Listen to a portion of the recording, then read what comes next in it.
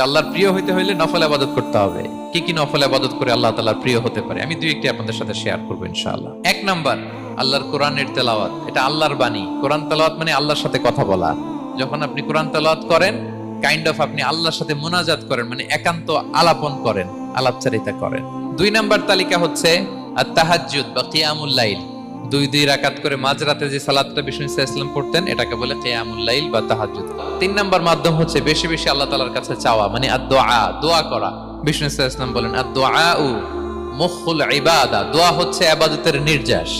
এবং আল্লাহর কাছে চাইলে আল্লাহ খুশি হয়, না চাইলে আল্লাহ বেজার হয়। বিনয়ের সাথে চাইতে হবে, চোখের পানি ছেড়ে চাইতে হবে, চাওয়ার মতো চাইতে হবে।